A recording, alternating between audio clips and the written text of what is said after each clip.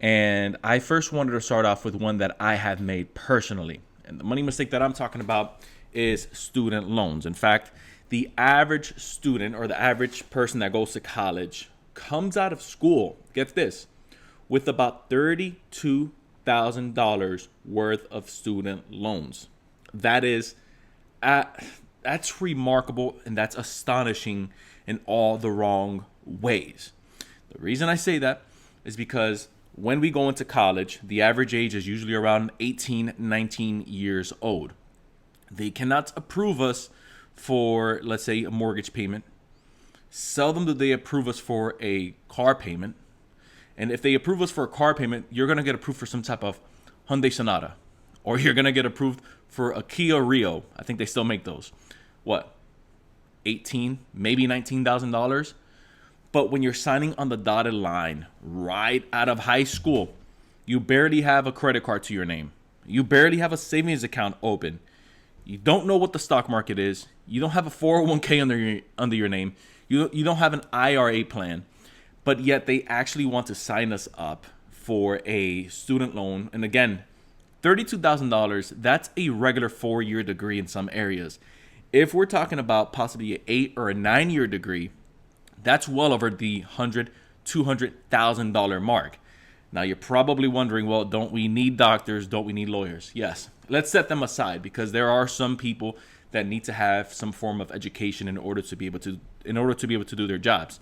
But I think the biggest misconception is that people go to school to earn large amounts of money and they want a high income. That's a big mistake because the school system isn't taught to actually teach us how to make a large amount of money. The school system teaches us how to trade your hours for money. Simply put. And if that offends you, then I'm sorry, but I'm just speaking the truth here. And if you don't believe me, try calling out of work for one day with your 4-year degree and say, wait a minute, I have a 4-year degree. I deserve to have a high income. See what your boss tells you. And if you're the boss, see what corporate tells you. And you're going to see that I'm not lying. Because that's really what school teaches us. You go in with a clock in, clock out mentality, which is what we've been taught since we've been in pretty much pre-K all the way through 12th grade is you go in, the bell rings, you go to your next job, aka the next class. You go in, the bell rings, you go into your next class, which is aka the next job assignment. You go in, the bell rings, you go with a few of your favorite friends. You either pull out of the school campus to go grab some lunch, or you grab it at the school cafeteria. Let's go ahead and parallel that with your actual career. It's the same thing. And so let's say if you have one too many call outs, let's parallel that with school. You call out one too many times, you get written up, you get suspended, you get a referral, whatever that school system teaches. Parallel that with what goes on in college. Let's say you call out one too many times or you skip one too many classes, you have to drop out of that class, aka you've been fired, and now you have to reapply and reassign yourself, also known as look for another job. It's all the same thing, it's just presented differently. Now, the reason I say that is because I am not against a college education. I actually have a college degree, so I know what I'm talking about.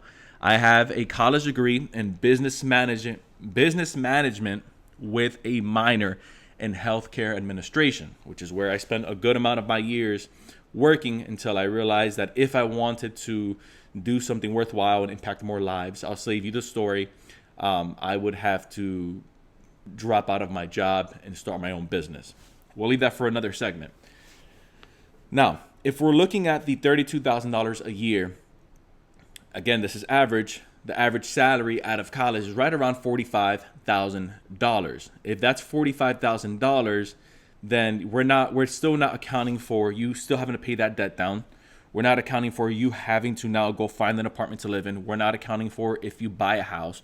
We're not accounting for if you get married, if you have kids, if you go out and you buy a new car. We're not accounting for any of that. And so, in my opinion, if you want to earn large amounts of income, you don't necessarily have to go to college to do so. Now, if you love your job, absolutely stay there. But if you're thinking of it more so, because again, this is a podcast geared more toward around finance and those that want to create more wealth for themselves, I've seen people generate in 1 month of income. Let me say that again. I've seen people generate more in 1 month of income from their small businesses than those that have generated in 1 year off of their careers. And again, that's not bashing them. That's just saying that in order for you to create large amounts of wealth, you need to obviously focus on a trade and a skill that you can expand on. I would suggest expanding on some type of sales skill, whether it's flipping things or whether it's getting into real estate or whether it's computer programming. Again, you can go to school for those and it requires far less time than going for a 4-year degree.